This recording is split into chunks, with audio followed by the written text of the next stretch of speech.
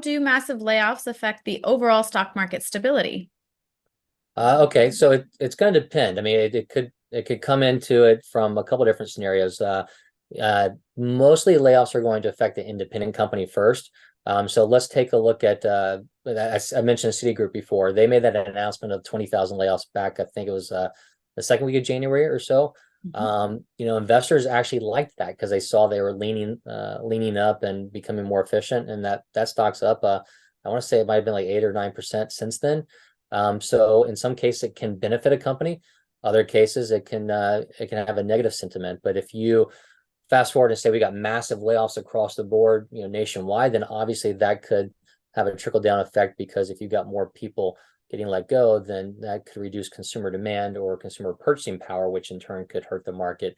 But right now we're in a point where it doesn't seem like that's an issue. I think I mentioned before we might see the consumer bend, but probably not break.